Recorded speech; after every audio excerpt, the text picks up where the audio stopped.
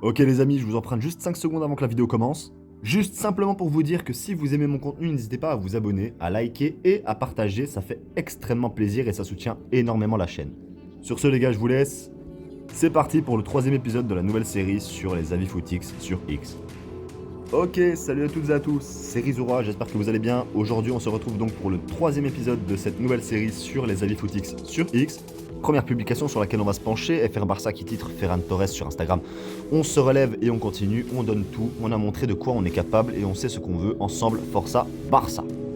Avec comme commentaire épinglé, lui c'est peut-être une épreuve du tout-puissant pour tester notre patience. Les gars, on va juste remettre les choses dans le contexte. Ferran Torres, c'est pas Eto'o Prime, hein, c'est pas Suarez Prime. Je sais pas ce que vous attendez de lui, mais personnellement, moi ça me convient. Ferran Torres, on sait tous que c'est un joueur de second rang. Il est au FC Barcelone pour je ne sais quelle raison, pour les anciennes décisions ridicules qu'ont pris le Barça, faut dire la vérité. Aujourd'hui, on doit scoltiner Ferran Torres et Lewandowski, c'est la doublette du diable. On n'en a pas besoin, on le sait. Est-ce que c'est une raison pour tomber dessus? Je ne pense pas. Lewandowski peut-être, malgré son âge. Mais Ferran Torres, on connaît son niveau, on connaît son palier. Pas besoin d'aller plus loin dans l'explication. On sait que le mec n'est pas niveau Barça. Donc, sur cet avis-là, je ne peux pas être objectif. On n'a rien à attendre de lui. Il n'y a pas de patience à avoir vis-à-vis de lui, on n'a juste pas l'argent pour acheter quelqu'un d'autre actuellement, donc dès qu'on aura un vrai numéro 9, on pourra avoir ce genre d'attente et en discuter de manière plus logique. Sur ce, on continue avec le deuxième avis.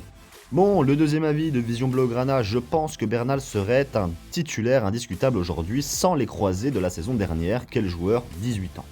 Et évidemment en commentaire, nous avons Kurohashi, qui titre « Il faut quand même qu'il s'améliore dans l'application du jeu majoritairement ». Donc, je devrais normalement être d'accord, mais je ne le suis pas. Pourquoi? Parce que Bernal n'a que 18 ans, comme on l'a dit juste avant.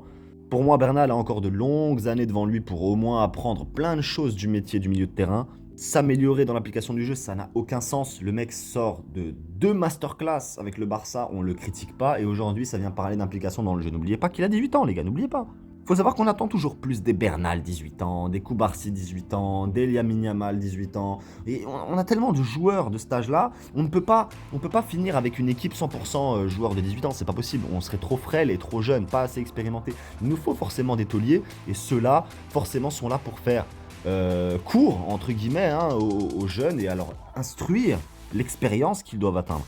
Actuellement, pour moi, Bernal, c'est un top crack. Il faut pas le critiquer. Il faut pas commencer à venir lui mettre des bâtons dans les roues. Sa progression, elle est incroyable. Laissons-le revenir à son aise des croisés. Ici, pour moi, il a fait un top match. Donc, c'est clair pour moi, avis footix. On passe au 3e avis. Les gars, c'est parti. Bon, cette fois-ci, ce ne sera pas un commentaire. Ce sera simplement la publication de Logito FCB, que je suis d'ailleurs. Donc, je suis un grand fan de ce mec. On va lui répondre. Il dit... Le 11 que propose Manchester City aujourd'hui, MDR, si j'étais madrilène, je ne dormirais vraiment pas sereinement. Donc évidemment, on peut observer le 11 incroyable, Semenyo, Haaland, Foden, Bernardo Silva, Ryan Cherki, Rodri, Marc Guehi, Ruben Dias et Donnarumma. C'est quand même du lourd, c'est quand même du solide, il n'y a rien à dire. Par contre, avant de critiquer tout de même le Real, faut pas oublier que le Real, il y a Güler, il y a Bellingham, il y a Rodrigo, il y a Mbappé, il y a Vinicius, il y a Rudiger, il y a Alexander Arnold, il y a Courtois. Et les gars, il y a du monde hein, côté Real, il y a du monde, c'est pareil. Pour moi, les deux équipes sont du pareil au même. Il y a autant de talent d'un côté que de l'autre. Le seul problème qu'on pourrait dire, niveau Real actuellement, c'est que Rodrigo blessé, Kylian Mbappé blessé. Il y a du monde à l'infirmerie, c'est vrai, même en défense d'ailleurs. Donc je suis d'accord sur le fait que le Real ne devrait pas dormir sereinement pour le match aller-retour face à City en Ligue des Champions. Mais de là à insinuer que le Real va se faire martyriser, je ne pense pas. Je ne pense pas que City soit dans une forme étincelante non plus. Ils sortent quand même d'un sale parcours actuel. Donc pour moi, ça va se jouer kiff-kiff.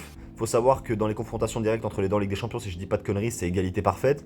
Donc ça va être intéressant, je pense que je serai aussi pour une victoire de City, une qualif de City, mais quand même les gars, attention, à voir. En tout cas, voilà, cet épisode pour ma part est terminé, j'espère qu'il vous aura plu, si c'est le cas, n'hésitez pas à lâcher un j'aime et un commentaire.